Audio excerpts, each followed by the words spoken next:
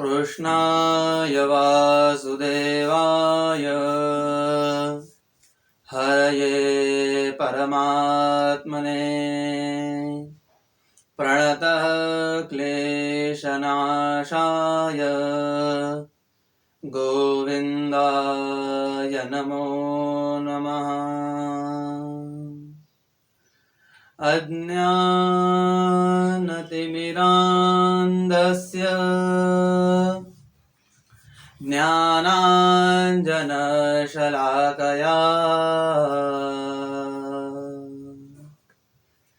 चक्षुरुन्मीलितं येन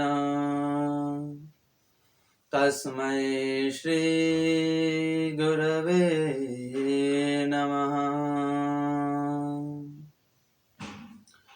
वंशी विभूषितकरा नवनीरदाभाम् पीताम्बरामरुणबिम्ब फलाधरोष्ठाम्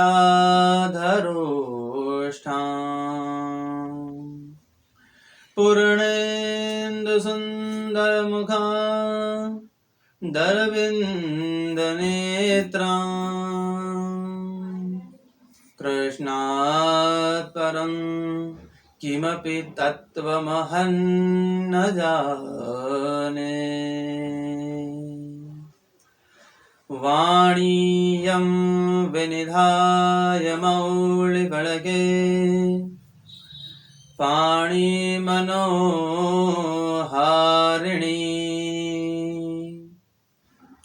विद्यावादनकारिणी भगवती सन्तोषिदेव्यै स्तवैः। विद्यानेकविचारिणी त्वमगमत् त्रैलोक्यसञ्चारिणी भक्त्या तं सततं नमामि वरदं श्रीशम्भुधारेश्वरम्। सच्चिदानन्दरूपाय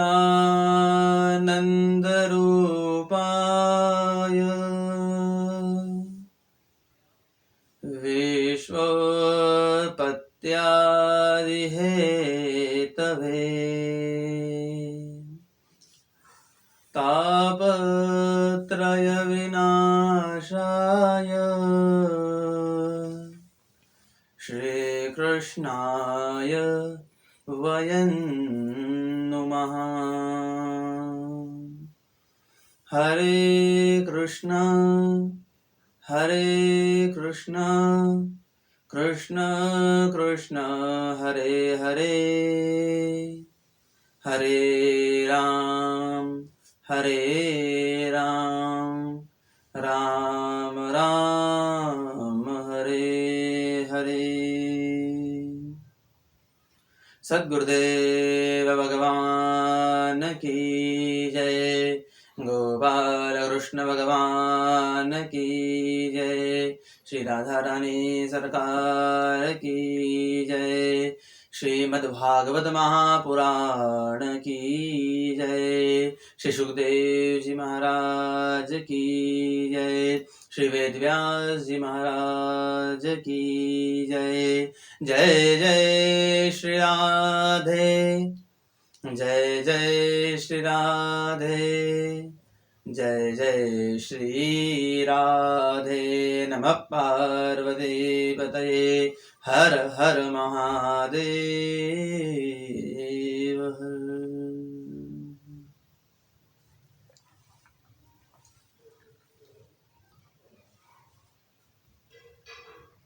आइए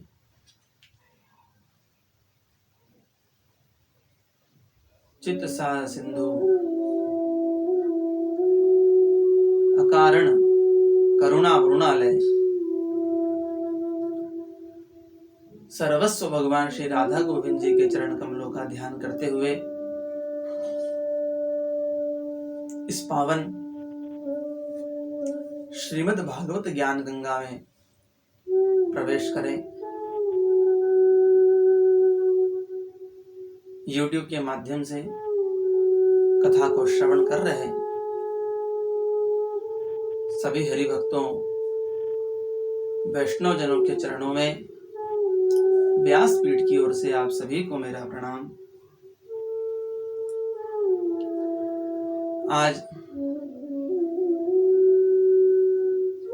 कथा के पावन 15वें दिवस में हम लोग भक्ति और श्रद्धा के साथ प्रवेश करने जा रहे हैं।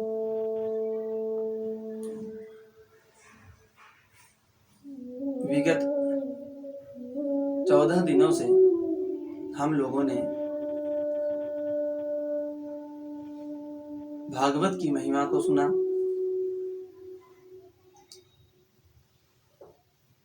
भागवत श्रवण करने से किन किन को लाभ हुआ ये श्रवण किया। भागवत क्यों कही गई ये भी सुना और भागवत के माध्यम से सृष्टि प्रकरण और मनु महाराज के वंश का वर्णन हम लोग श्रवण कर रहे हैं। इस ग्रंथ को भागवत इसलिए भी कहा गया क्योंकि इसमें महान भागवत चरित्रों का वर्णन है और ये चरित्र इतने महान हैं, इतने मधुर हैं कि महाराज परीक्षित इतने दिनों से बैठ करके इस कथा को श्रवण कर रहे हैं।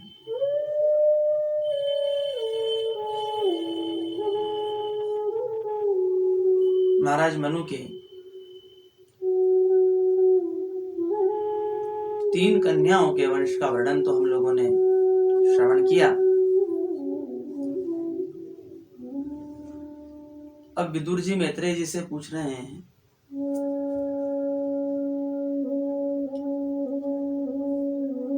कि जो मनु महाराज हैं उनके 2 पुत्र हैं, प्रियव्रत और उत्तानपाद।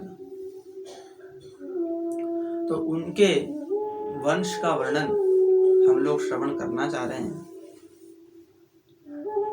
तब मैत्रेय जी ने बताया कि हे विदुर जी,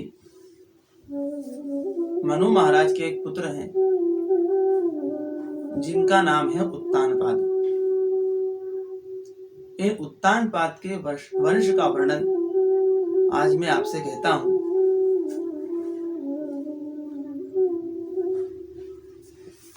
महाराज मनु के जो उत्तानपाद पुत्र हैं, इनके 2 विवाह हुए। पहली पत्नी का नाम है सुरुचि और दूसरी पत्नी का नाम है सुनीति। और महाराज उत्तानपाद सुरुचि से ज्यादा प्रेम करते हैं, सुनीति से इतना प्रेम नहीं करते। देखा जाए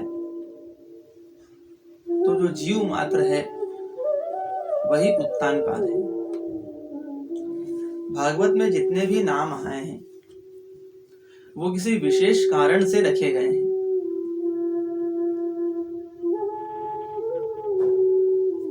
जिनके पैर ऊपर हो और सिर नीचे हो वह उत्तानपाद है। और हर जीव जब जन्म लेता है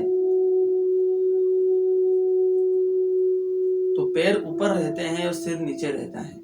सिर के माध्यम से ही जन्म लेता है, इसलिए हर जीव उत्तानपाद है। और सुरुचि जो है इंद्रियां हैं और सुनीति यानी कि धर्म, आध्यात्म, सत्संग भगवान का भजन। किंतु जीव जो अपने रुचि के अनुसार होता है, जो इंद्रियों को सुख देने वाला होता है, उसे ही स्वीकार करता है, उससे ही प्रेम करता है। जो परमानंद स्वरूप है भगवान, उनसे प्रेम नहीं करता, धर्म की आज्ञा का पालन नहीं करता।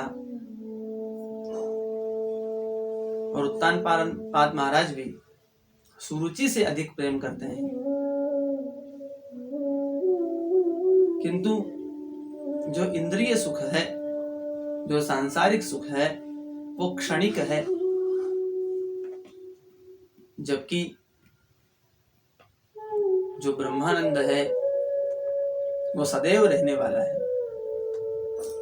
इसीलिए मनुष्य को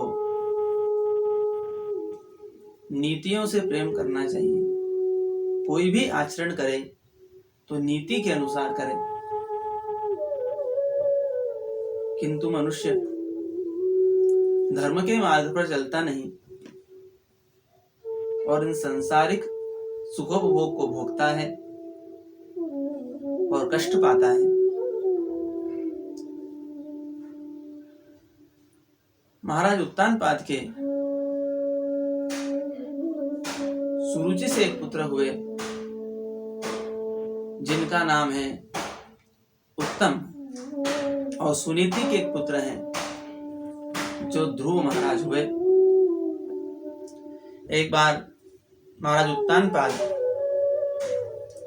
सिंहासन पर बैठे हुए थे और पास में माता सुरुचि बैठी हुई थी। महाराज ने गोद में उत्तम को ले रखा था। उसी समय ध्रुव कुमार दौड़ते हुए आए और पिताजी के पास उनकी गोद में बैठने की चेष्टा करने लगे। किंतु सुरुचि ने यह कहते हुए उन्हें दूर कर दिया कि तुम पिता की गोद में बैठने के अधिकारी नहीं हो। यदि तुम्हें पिता की गोद में बैठना है तो तुम्हें मेरे गर्भ से जन्म लेना पड़ेगा, क्योंकि तुम विमाता के गर्भ से उत्पन्न हुए हो और इस वजह से तुम्हें पिता की गोद में बैठने का अधिकार नहीं है।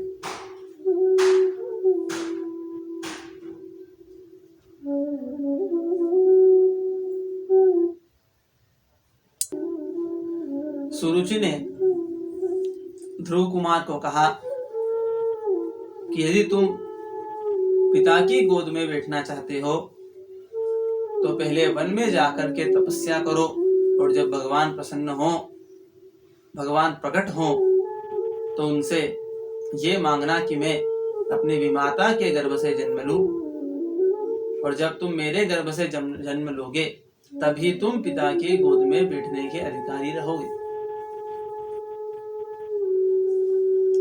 ध्रुव कुमार 5 वर्ष की छोटी अवस्था में है, किंतु क्षत्रिय है और अपने क्षत्रिय धर्म के अनुसार इस अपमान को सहन न सके और रोते हुए अपनी माता के पास गए। किंतु माता भी सुनीति है। जिनकी माता सुनीति होगी उनके बच्चों में अच्छे ही संस्कार होंगे, और इसीलिए हर माता को सुनीति बनना चाहिए। यदि आप अपने बच्चों का कल्याण चाहते हैं, उनका उत्थान चाहते हैं, उनमें अच्छे संस्कार देखना चाहते हैं, तो सबसे पहले आपको सुनीति बनना पड़ेगा।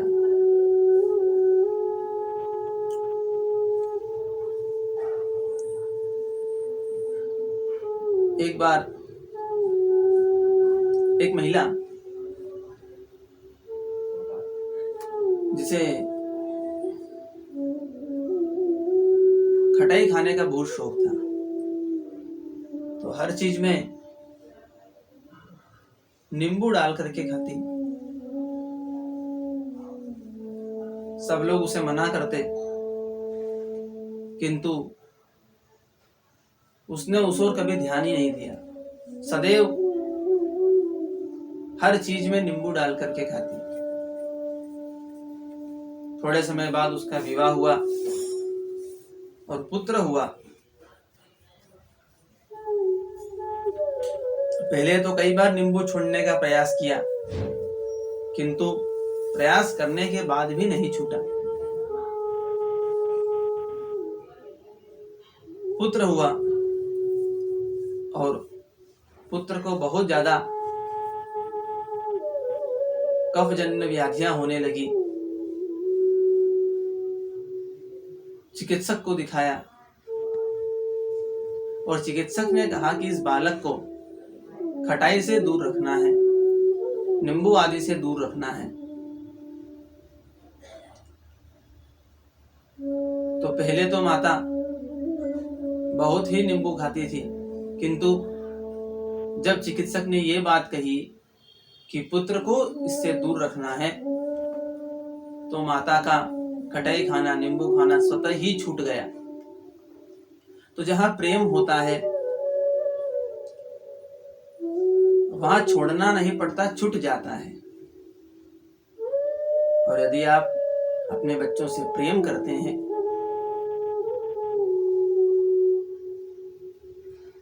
तो अपने मन से ईर्ष्या को, द्वेष को, बुराइयों को दूर रखिए, ताकि उसे देखकर आपके बच्चों में भी अच्छे संस्कार आए।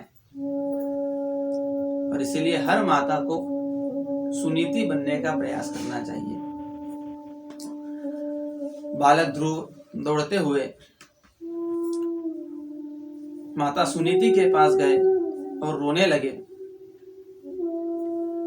किंतु जब माता ने उनसे पूछा कि क्यों रो रहे हो, तब ध्रुव मौन हो गए, कुछ बोला नहीं। क्यों? क्योंकि यदि विमाता के वचनों को बताएंगे तो माता की निंदा होगी,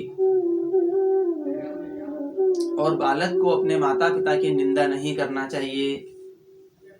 इसलिए माता से कुछ बोले नहीं और रोए जा रहे हैं। माता का भी हृदय द्रवित हो गया, पिघल गया। तभी एक दासी ने आकर के बताया कि माता सुरुचि ने बालक ध्रुव को अपने पिता की गोद में बैठने से मना कर दिया है, जिसके कारण से ध्रुव रोए जा रहे हैं, और पूरी घटना बता दी। माता ने कहा कि हे बालक, रोने से काम नहीं चलता, और तुम्हारी माता ने सही ही कहा है। अब सुनीति भी नीतिवान है, संस्कारवान है, इसलिए विमाता को भला बुरा कहने की बजाय वो ध्रुव को समझाने लगी कि बेटा ध्रुव, माता ने सही तो कहा कि ये तुझे ये राज्य चाहिए, पिता की गोद में बैठना है, तो भगवान का भजन कर, वन में जा, तपस्या कर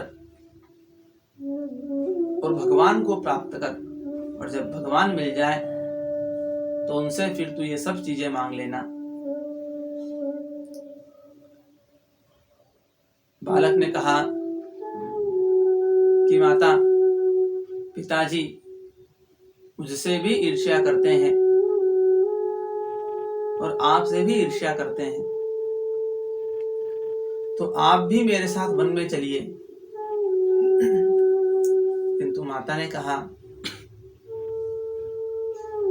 कि मैं मेरे पिता के द्वारा तुम्हारे पिता को दान दी गई हूं। कन्यादान होता है तो पिता अपनी पुत्री का दान ही करता है, तो दान दी गई हूं, और इसी वजह से परतंत्र हूं। इसलिए मैं इस महल को छोड़कर, इस राज्य को छोड़कर नहीं जा सकती, किंतु तुम तो स्वतंत्र हो, तुम जा सकते हो।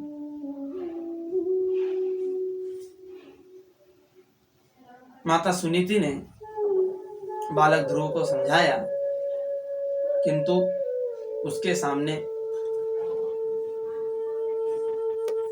माता सुरुचि की बुराई नहीं की।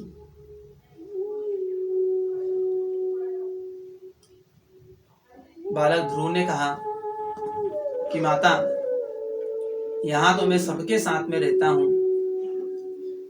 परंतु वहां वन में मुझे देखने वाला कोई नहीं रहेगा, मेरे साथ कौन रहेगा?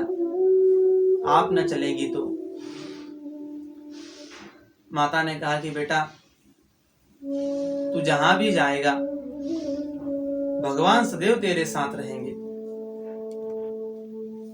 हर कण में ईश्वर है, हर जगह ईश्वर है,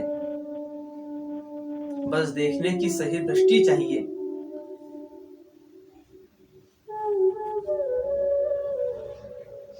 जब अंदर भगवान बैठे होंगे तो हर स्थान पर भगवान दिखाई देंगे। इसलिए हर मनुष्य को अपने हृदय में भगवान का ध्यान करना चाहिए, अपने हृदय में भगवान को धारण करना चाहिए। और कथा श्रवण करने से यही होगा। जब हम बार बार भगवान की कथा का श्रवण करते हैं तो भगवान की एक छवि, एक स्वरूप हमारे मन में बन जाता है और उसी के अनुसार फिर हम लोग व्यवहार करने लगते हैं और धीरे धीरे मनुष्य की वृत्तियां बदलती है और हर स्थान पर प्रभु का दर्शन होने लगता है। इसीलिए भगवान की मधुर लीलाओं का श्रवण करने के लिए बार बार कहा गया है। एक बार एक आंखों का डॉक्टर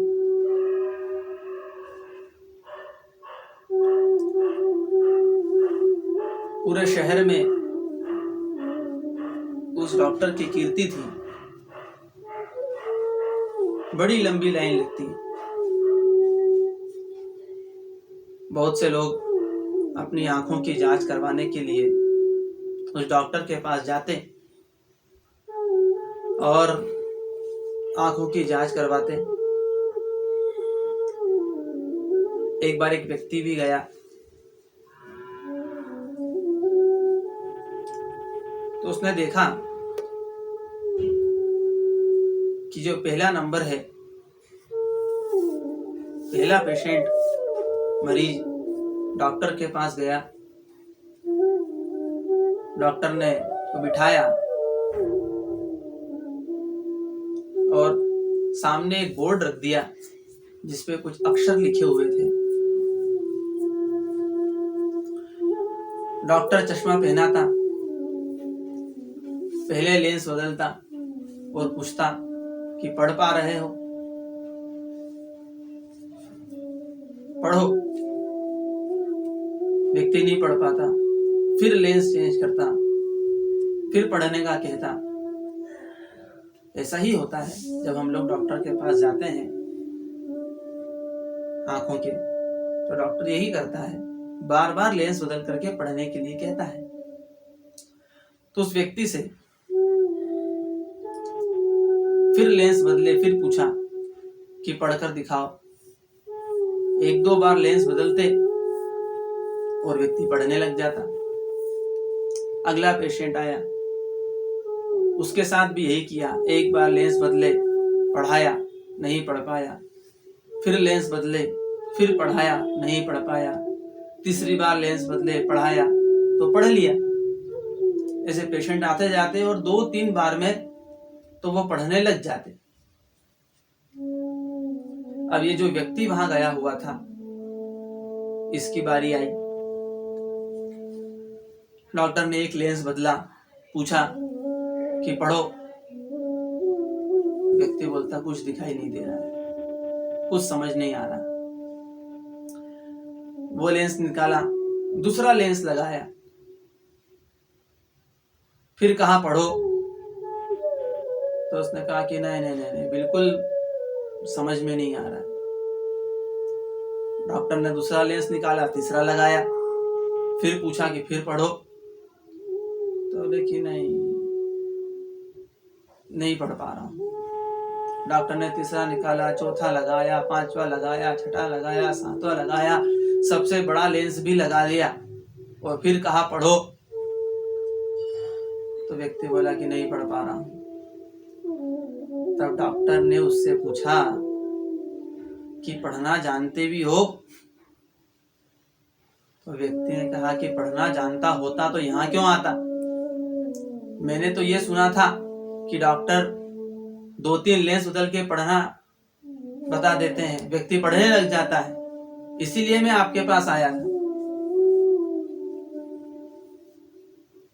तो ऐसा ही है, वो व्यक्ति इसलिए नहीं पढ़ पाया क्योंकि उसकी बुद्धि में, उसके अंदर उसको पढ़ने की क्षमता नहीं है, इसलिए वो उन अक्षरों को नहीं पढ़ पाया। यदि आप कहीं जाएं और वहां पर कुछ ऐसी भाषा लिखी हो जो आप नहीं जानते हो, तो आप देखते हुए भी नहीं पढ़ पाएंगे। तो इसका मतलब ये नहीं कि आप पढ़े लिखे नहीं हैं, किंतु उस भाषा का ज्ञान आप में नहीं है, इस वजह से वो लिखा हुआ भी आप नहीं पढ़ पाते। इसी प्रकार ईश्वर तो हर जगह व्याप्त है, परंतु उसका ज्ञान हमारे अंदर नहीं है, इसलिए हम उसे हर जगह नहीं देख पाते। जब ईश्वर का ज्ञान हमारे हृदय में होगा, तो हम बार बार उनका ध्यान करेंगे, तब जाकर के हम हर जीव में, हर स्थान पर ईश्वर का दर्शन कर पाएंगे। तो इसीलिए ये जो ध्यान क्रियाएं बताई गई हैं, ये योग क्रियाएं बताई गई हैं, भगवान का भजन, पूजन, कीर्तन आदि बताया गया है, नवधा भक्ति बताई गई है, ये इसीलिए बताई गई है कि हमारे हृदय में भगवान को समझने की शक्ति प्राप्त हो। और जब हमें भगवान को समझने की शक्ति प्राप्त हो जाएगी तो हमें हर स्थान पर भगवान का दर्शन हो पाएगा, हर जीव में भगवान का दर्शन हो पाएगा। तो बेटा ध्रुव, तू वन में अकेला नहीं है, भगवान तेरे साथ हैं। वन में जाकर के तपस्या कर। बालक ध्रुव 5 वर्ष की छोटी अवस्था में वन की ओर चल पड़ा। वो माता कितनी महान होगी जिसने अपने छोटे से बालक को वन की ओर भेज दिया। जानती है कि वन में हिंसक पशु होंगे, रहने के लिए कोई स्थान नहीं होगा, खाने की समुचित व्यवस्था नहीं होगी, फिर भी अपने छोटे से बालक को वन की ओर भेज दिया। और यही हमारे सनातन धर्म की विशेषता है। इसमें ऐसे ऐसे चरित्र हुए हैं जो हमें हमारे जीवन में श्रेष्ठ बनने की प्रेरणा देते हैं। बालक ध्रुव 5 वर्ष की छोटी अवस्था में वन की ओर गए भगवान को प्राप्त करने के लिए। वय छोटी है किंतु लक्ष्य बड़ा है, परंतु ध्रुव भी ध्रुव हैं। ध्रुव का अर्थ होता है जो अटल हो, जो अपने स्थान से हिले नहीं, टिका रहे, डिगे नहीं, जो अविनाशी है, वही ध्रुव है। आपने देखा होगा ध्रुव तारे का नाम ध्रुव तारा इसलिए पड़ा है कि वो सदैव एक ही दिशा में उदित होता है, उत्तर दिशा में। तो ध्रुव का अर्थ है अटल। और आज ध्रुव कुमार भी अटल संकल्प लेकर के वन की ओर गए हैं, भगवान को प्राप्त करने के लिए। यदि आपको आपके जीवन में कुछ प्राप्त करना हो, यदि आप अपने जीवन में कुछ चाहते हैं, तो वन तो जाना पड़ेगा, क्योंकि जो वन जाता है वो बन जाता है। यदि आप कुछ बनना चाहते हैं, यदि आपने आपके जीवन को कोई लक्ष्य धारण कर रखा है, उसको प्राप्त करना चाहते हैं, तो वन तो जाना पड़ेगा।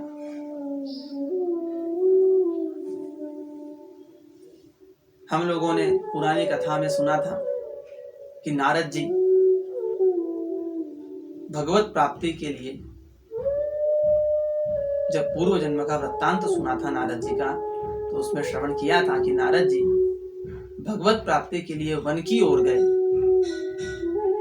तो भगवान के दर्शन हुए। धुंधुकारी की कथा में आत्मदेव ब्राह्मण पुत्र प्राप्ति के लिए वन में गए तो गोकर्ण महाराज जैसे पुत्र प्राप्त हुए।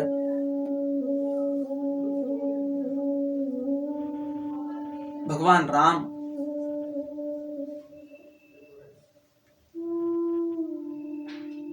वन की ओर गए, यानी जितने भी महान पुरुष हुए हैं या जितने भी भागवत के चरित्रों को देखा जाएगा, सभी वन की ओर गए। तो यदि आप आपके जीवन में कुछ प्राप्त करना चाहते हैं तो वन जाने की तैयारी कर लीजिए। किंतु वन का अर्थ क्या है, इसे समझना आवश्यक है।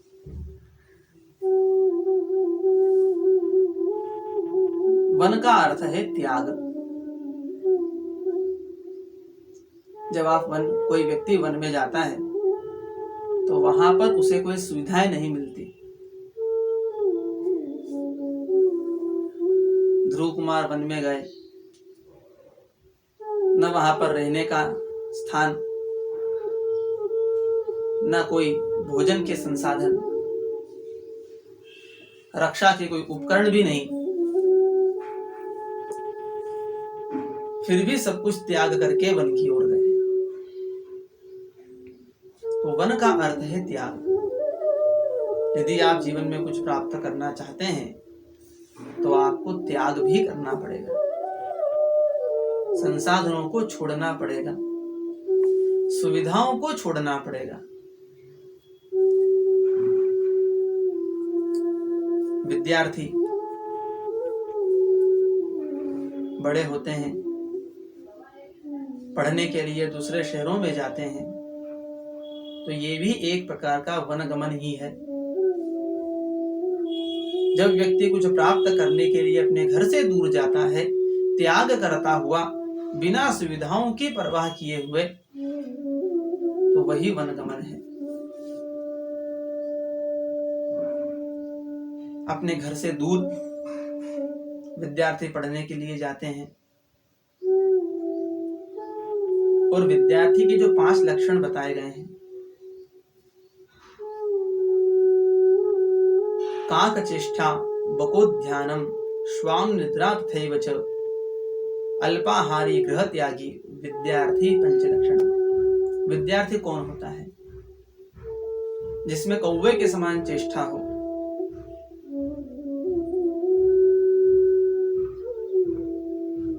एक काक एक दर्पण में अपना स्वरूप देखता है और बार बार उस पर चोंच मारता है जानने के लिए कि ये कौन है। तो काक के समान चेष्टा हो, ध्यान हो तो बगुले के समान। बगुला एक पैर पर खड़ा होकर के स्थिर चित्त से ध्यान करता है, तो ध्यान बगुले के समान ध्यानवान होना चाहिए। श्वान निद्रा, श्वान जो होता है, कुत्ता जो होता है, वो बहुत कम समय के लिए सोता है। यदि आप विद्यार्थी जीवन में हैं और कुछ प्राप्त करना चाहते हैं तो इन गुणों को धारण कीजिए। आपकी निद्रा अल्प होना चाहिए और आहार भी कम होना चाहिए, क्योंकि ज्यादा आहार करने पर, ज्यादा भोजन करने पर प्रमाद उत्पन्न होता है और प्रमाद उत्पन्न होने पर फिर किसी काम में मन नहीं लगता, किसी काम को आप अच्छे से नहीं कर पाते हैं।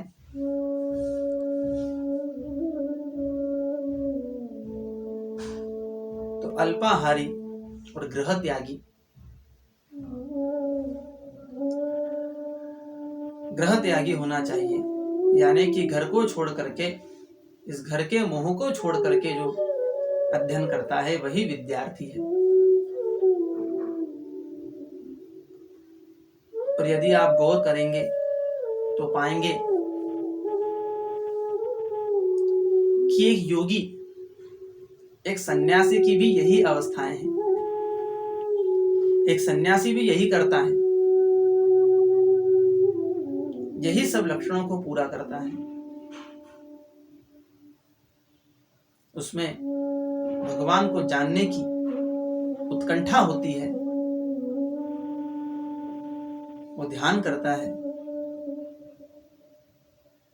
कम निद्रा करता है, कम आहार लेता है और गृह त्याग भी करता है। ये विद्यार्थी में और संत में एक समानता है।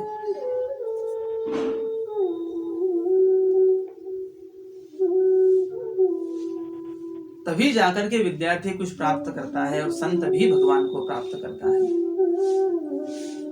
ध्रुव महाराज भी वन की ओर गए और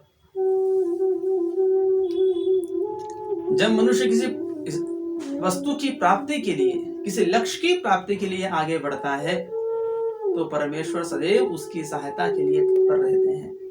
और यहाँ भी जब ध्रुव महाराज वन की ओर गए तो उन्हें नारद जी मिले।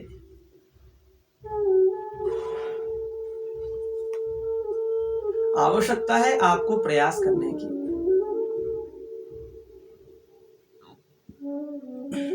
हम लोग सत्यनारायण भगवान की कथा कई बार सुनते हैं। उसमें द्वितीय अध्याय में जो एक लकड़हारे की कथा आई, उस लकड़हारे की कथा में जब लकड़हारा ये विचार करता है कि आज ग्राम में लकड़ी बेचने से जो धन मुझे मिलेगा उसी से सत्यनारायण देव का व्रत करूंगा, ये मन में विचार कर लिया, ये लक्ष्य धारण कर लिया। और फिर लकड़हारा ऐसे नगर में जाता है जो धनवान लोगों का है और वहां पर उसे उन लकड़ियों का दाम चौगुना मिलता है। ये हम लोगों ने कथा में श्रवण किया। अब किसी वस्तु का मूल्य यदि चौगुना मिलने लगे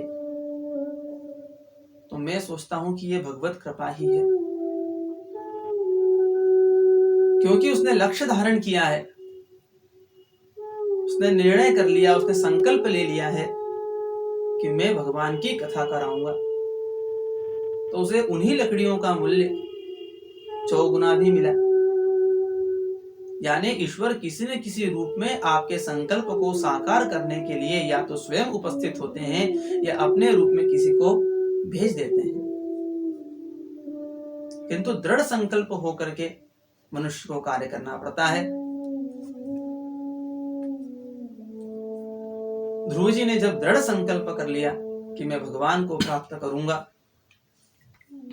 तब रास्ते में उन्हें सामने से आते हुए नारद जी दिखाई दिए। ध्रुव ने देखा तो ध्रुव कुमार समझ गए कि ये कोई संत हैं और अपने संस्कारों के अनुसार उन्हें साष्टांग प्रणाम किया। नारद जी ने जब ध्रुव कुमार को देखा तो उन्हें भी आश्चर्य हुआ और उन्होंने पूछा कि हे बालक, तुम इस घोर वन में क्या कर रहे हो? ध्रुव कुमार ने बड़ा सुंदर उत्तर दिया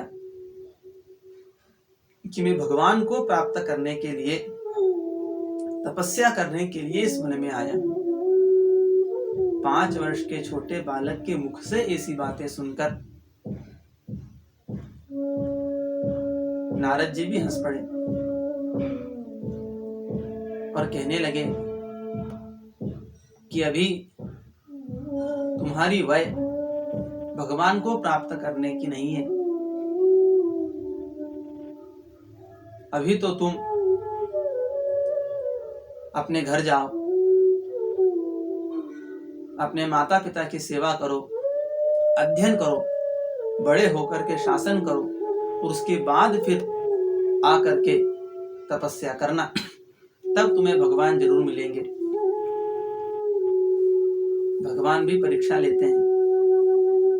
इसीलिए नारद जी ध्रुव कुमार के मन को विचलित करने का प्रयास कर रहे हैं, किंतु ध्रुव कुमार भी ध्रुव कुमार है, दृढ़ निश्चयी है, अटल है। इसलिए ध्रुव कुमार ने कहा कि नहीं, मुझे तो भगवान चाहिए, आप भगवत प्राप्ति का साधन बताइए। नारद जी कहने लगे कि इतनी कम उम्र में अपनी विमाता से द्वेष करना अच्छी बात नहीं है।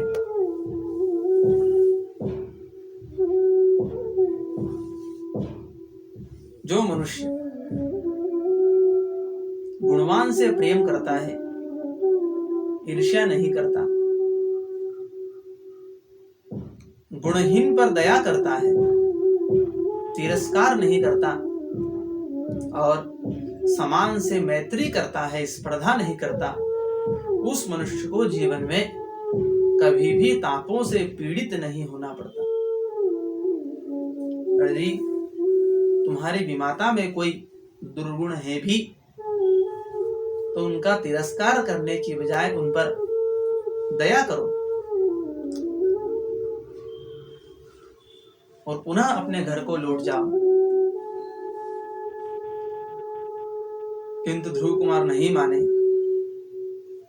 तब नारद जी ने उनको वृंदावन जाने का निर्देश दिया और कहा कि वृंदावन जाकर के मधुवन में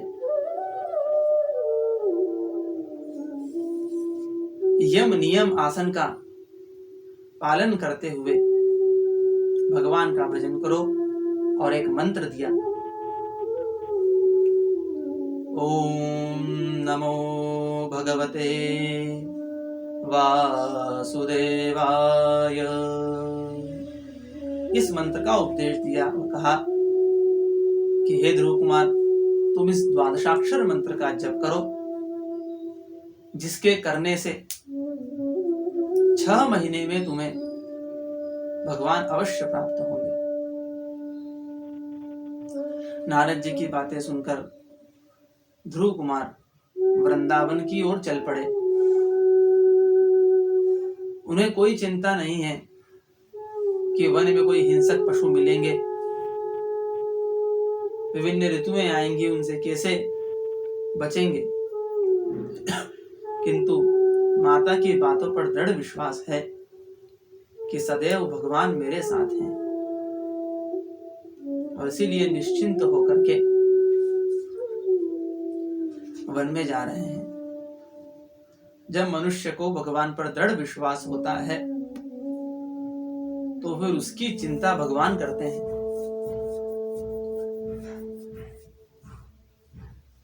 महाभारत के युद्ध में जब दुर्योधन ने भीष्म पितामह को विभिन्न प्रकार की उलाहनाएं दी कि आपके होते हुए भी पांडव अभी तक सुरक्षित हैं, ऐसे वीर होने का क्या फायदा, क्या लाभ। तब पितामह भीष्म ने प्रतिज्ञा की कि कल कुछ भी हो जाए, मैं अर्जुन को मार कर ही रहूंगा, पांडवों का नाश कर दूंगा। उसी रात्रि को सभी पांडव अपने अपने शिविर में थे। भगवान कृष्ण भी अपने शिविर में थे,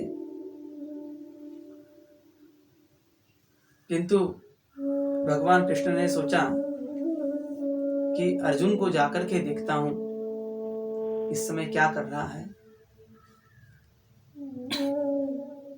भगवान महाराज अर्जुन के शिविर में गए और अर्जुन के शिविर में जाकर के देखा तो महाराज अर्जुन तो घोर निद्रा में सोए हुए हैं। भगवान कृष्ण ने महाराज अर्जुन को जगाया और पूछा कि हे अर्जुन, भीष्म पितामह ने प्रतिज्ञा की है कि कल तुझे मारेंगे, और महाराज भीष्म की प्रतिज्ञा तो अटल है। वो जो एक बार प्रतिज्ञा कर लेते हैं उसे पूरा करते हैं। तो तुम्हें चिंता नहीं हो रही? तुम इतनी घोर निद्रा में सो रहे हो? महाराज अर्जुन ने बड़ा सुंदर उत्तर दिया कि प्रभु, जिसकी चिंता करने वाला स्वयं परमेश्वर हो तो फिर मैं चिंता क्यों करूं? मेरी चिंता करने वाले तो आप हैं, और यदि आप हैं तो मुझे चिंता करने की कोई आवश्यकता नहीं। इसलिए मैं घोर निद्रा में सो रहा था। जब मैंने मेरी सभी चिंता आपको समर्पित कर दी, सब कुछ आपको समर्पित कर दिया सच्चे भाव से, तो मेरी चिंताएं भी आपकी हैं। यदि ये शरीर भी आपका है, ये मन भी आपका है, ये बुद्धि भी आपकी है, तो मेरी चिंताएं भी आपकी है।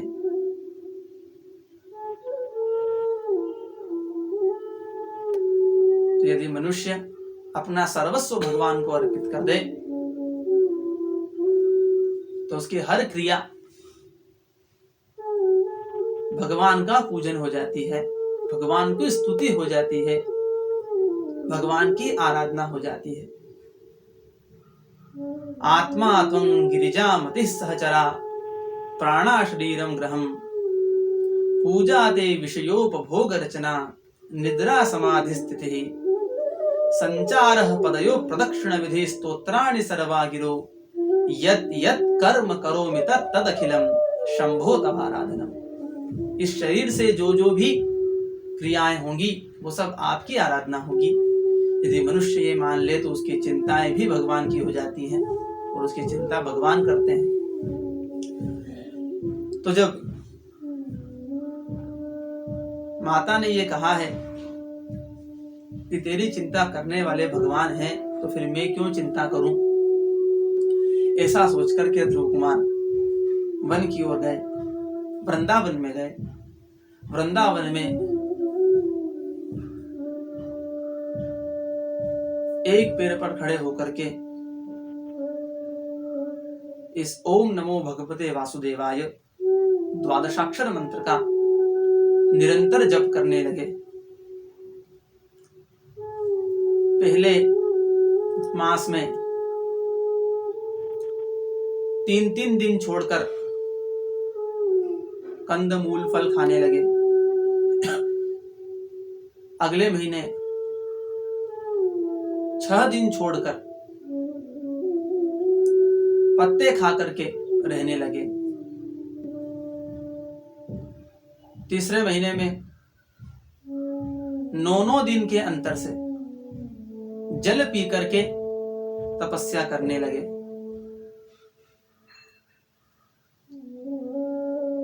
चौथे महीने में 12 दिन के अंतर से सिर्फ वायु पी करके और तपस्या करने लगे। अब इस तपस्या को देख करके इंद्रादि देवताओं को भी बड़ा आश्चर्य हुआ और इंद्र का तो आसन ही हिल गया। इंद्र ने सोचा कि यह बालक यदि इतनी तपस्या करेगा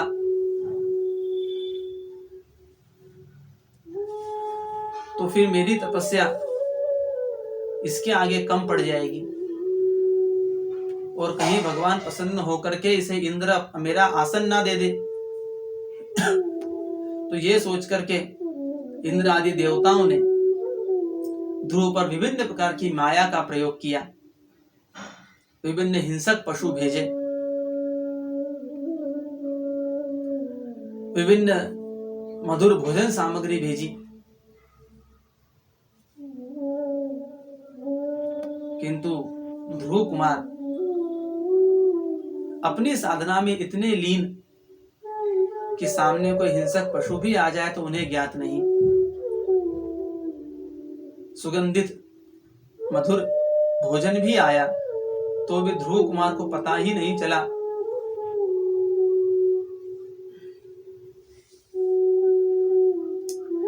वस्तुतः भक्ति ऐसी ही की जानी चाहिए।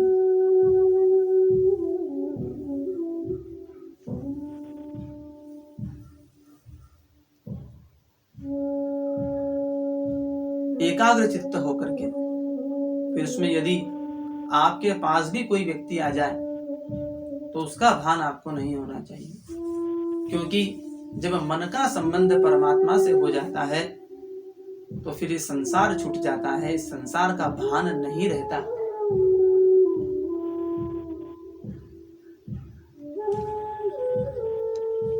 एक बार अकबर रास्ते से कहीं जा रहा था और संध्या काल का समय,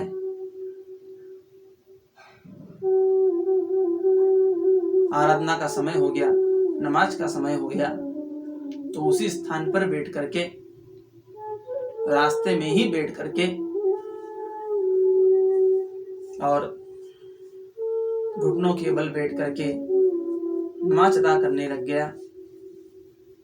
उसी समय एक स्त्री वहां से निकली और स्त्री वहां से निकली तो अकबर का ध्यान भंग हो गया। उस समय तो कुछ नहीं बोला, किंतु वो स्त्री जब पुनः लौट करके आई तो अकबर ने कहा कि अपने जो सैनिक थे उनको आदेश दिया कि इसे पकड़ लो। महिला ने कहा कि मेरे से कोई अपराध हुआ है क्या? तब अकबर ने कहा कि जब मैं अपने भगवान की आराधना कर रहा था तो तुमने बीच में आकर के मुझे परेशान किया, मेरी आराधना में विघ्न डाला। तब उस महिला ने कहा कि ऐसी आराधना से क्या फायदा जिसमें तुम्हारा ध्यान अपने परमेश्वर की बजाय मेरे ऊपर था। यदि तुम्हारा ध्यान भगवान की ओर होता तो तुम्हें पता ही नहीं होता कि मैं यहां से गुजरी हूं, पर यदि तुम्हें इस चीज का भान रहा यानी कि तुम्हारा मन भगवान से जुड़ा ही नहीं था। अकबर का अज्ञान दूर हो गया और उस स्त्री को छोड़ दिया। हम भी जब भगवान की भक्ति करें तो इस प्रकार करें कि हमारा ध्यान केवल भगवान की ओर हो, आसपास क्या हो रहा है इसका भान ही ना रहे, ये देहाभिमान भी चला जाए, वो सच्ची भक्ति है। तो ध्रुव महाराज देवताओं के इस प्रकार माया का प्रयोग करने पर भी डटे रहे और भगवान का भजन करते रहे। छठे मास में उन्होंने भगवान के स्वरूप को अपने हृदय में धारण कर लिया और अपनी श्वास भी रोक ली। जब अपनी श्वास को रोक लिया तो संसार की समस्त प्राण वायु भी रुक गई, पूरी पृथ्वी पर हाहाकार मच गया। सभी देवता दौड़ते हुए भगवान के पास पहुंचे और भगवान के पास पहुंचकर प्रार्थना करने लगे कि हे प्रभु, इस संसार की प्राण वायु रुक गई है और ऐसे तो सभी जीव नष्ट हो जाएंगे। भगवान ने कहा कि मृत्यु लोक पर मेरा एक भक्त है जो मेरी भक्ति कर रहा है और उसने अपनी प्राण वायु को स्थिर कर लिया है और इसी वजह से इस संसार की वायु भी स्थिर हो गई है। तो तुम चिंता मत करो, मैं जाकर के उसे दर्शन देता हूं। भगवान बालक ध्रुव के सामने प्रकट हुए, किंतु ध्रुव महाराज भी भगवान का भजन करते जा रहे हैं। भगवान भी आ गए तो भी उन्हें पता नहीं लगा कि भगवान आ गए हैं।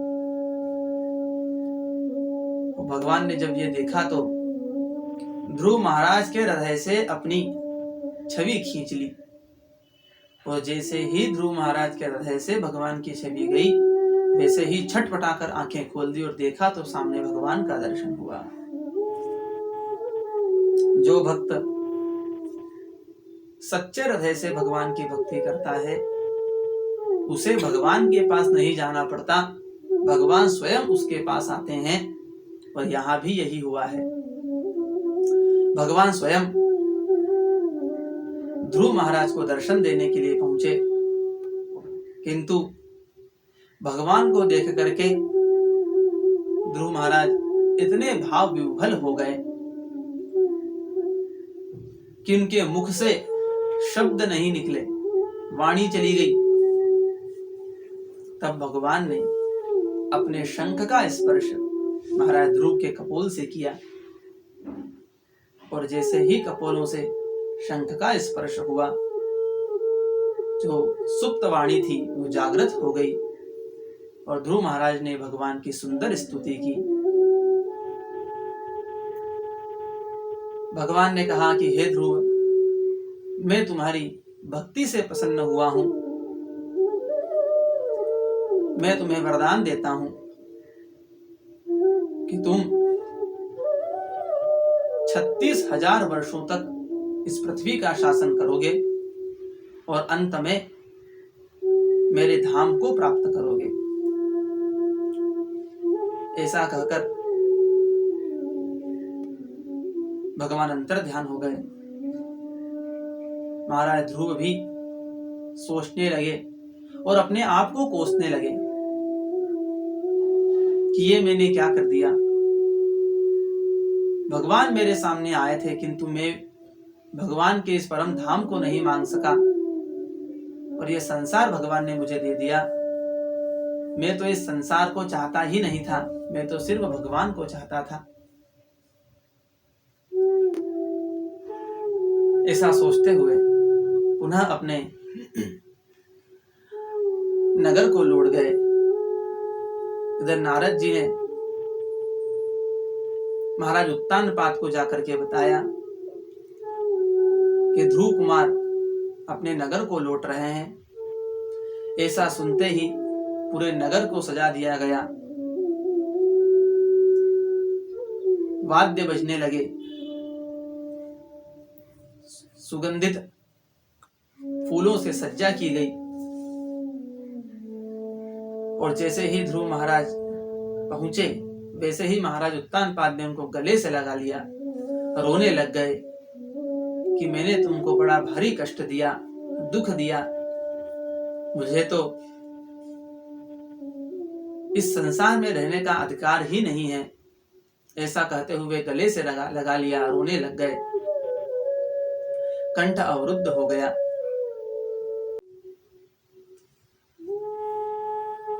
महाराज ध्रुव सभी से मिले, उनका आदर सत्कार हुआ।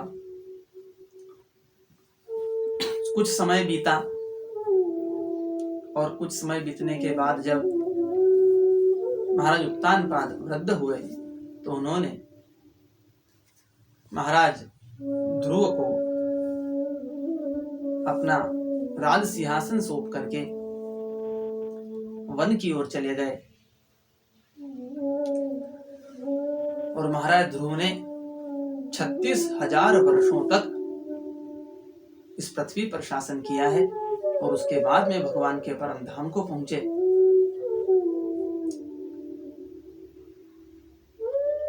तो आज की ये पावन कथा हम लोगों ने श्रवण की। और इस कथा से यही सीखने को मिलता है कि जब 5 वर्ष की छोटी अवस्था में बालक ध्रुव भगवान को प्राप्त कर सकते हैं, तो हम तो भगवान को प्राप्त कर ही सकते हैं।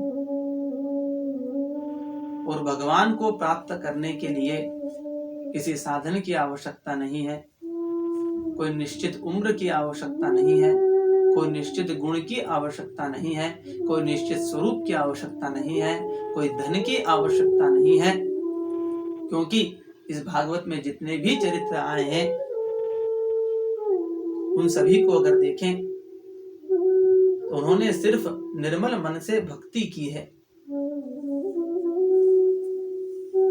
भक्ति के लिए अवस्था की कोई आवश्यकता नहीं। शास्त्रों ने कहा,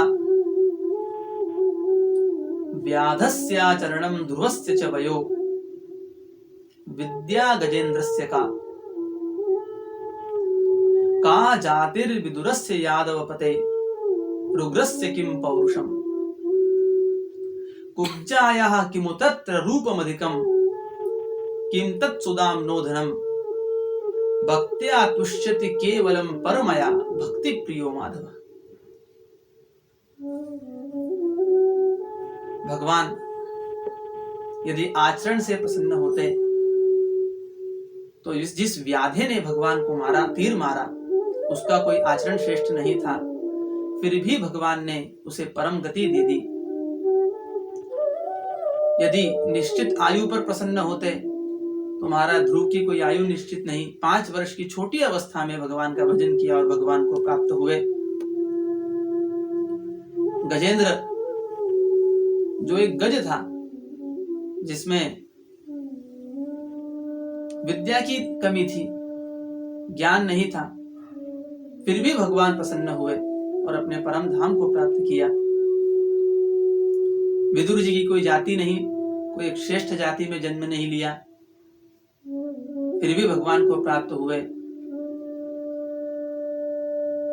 कुब्जा जिसका कोई रूप सुंदर नहीं था, फिर भी भगवान के परम धाम को प्राप्त हुई। सुदामा जी जिनके पास धन नहीं था, फिर भी भगवान को प्राप्त किया। कहने का मतलब यह है कि मनुष्य के पास रूप की आवश्यकता नहीं, धन की आवश्यकता नहीं, वय निश्चित नहीं, विद्या की आवश्यकता नहीं, केवल निर्मल मन से यदि भगवान की भक्ति करे तो बिना किसी साधन के भी भगवान को प्राप्त किया जा सकता है। तो इसी प्रकार भगवान का भजन करते रहिए और निर्मल मन से भगवान को प्राप्त करने की चेष्टा कीजिए। आज की इस पावन कथा को यहीं विश्राम देते हैं। कल और आगे के मधुर प्रसंगों को सुनेंगे, श्रवण करेंगे और हमारे जीवन को धन्य करेंगे। आज के लिए मुझे आज्ञा दीजिए। हरे कृष्ण कृष्ण कृष्ण हरे हरे, हरे राम राम राम हरे हरे। जय श्री राधे।